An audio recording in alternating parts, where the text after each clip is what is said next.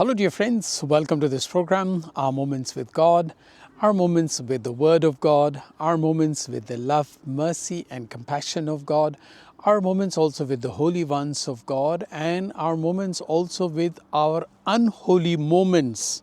Yes, while we speak about moments with God, there are also moments that we spend when God is absent or something else takes over us, and that's what we will reflect today on. But I invite you to share the videos with others, and also please subscribe to the channel and ask your friends to also subscribe. Thank you very much.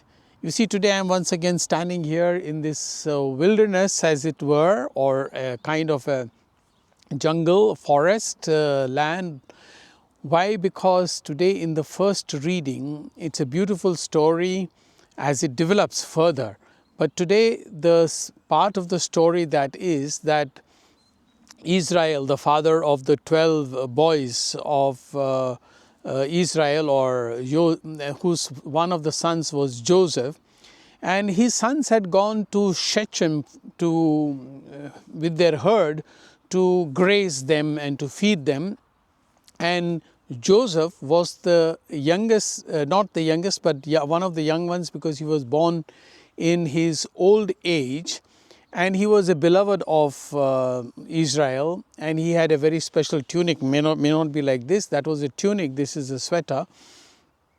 Then he told his son Joseph, "See, your brothers have gone to Shechem to feed, to graze the cattle. I would like you to go and meet them," and he prepares good food and all that to send with him. But you know the story of Joseph. Joseph had that dream where his brothers, or those 12 bundles of wheat, they all bowed before him and he was in the middle. So his brothers were kind of jealous, and also because he was a favorite of his father. So when they see him from far, he went and met them at Dothan, and when they saw him, they said from far, "Oh, there comes the dreamer. Let us kill him, and then that will be the end of his dreams." But then one of their brothers, Reuben, says, No, it is not good for us to kill. Let us put him in a well or cistern. And then when they saw him, they took out his tunic and put him in a well, dry well. But then one of the other brothers, Judah, he saw the Ishmaelites coming from far, who was going on their way to Egypt with their things, spices and gum and all that. He said, no, why should we leave him to die here? Let us sell him to the Ishmaelites who are going to Egypt. What I want to say is that, see, first of all, what jealousy can do. Jealousy towards their own brother. And this happens often in our life. Jealousy towards our own family members sometimes who are doing well.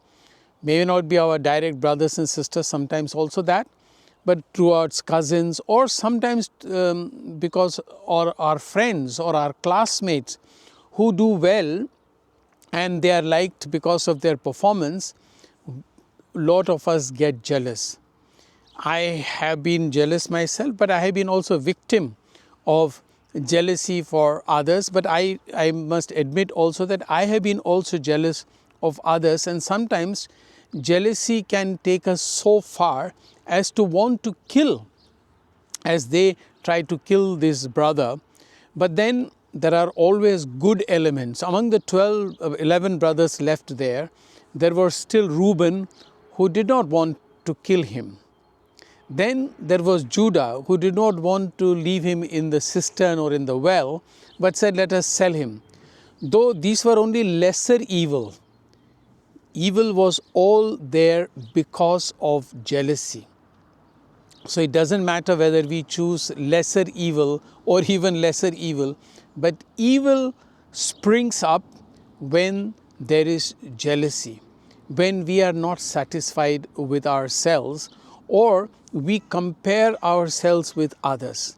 That's why it is a very terrible thing to compare ourselves with others. I have read, for example, never compare yourself with others, because there will be always people who are better than you, or there will be always people who are less capable than you.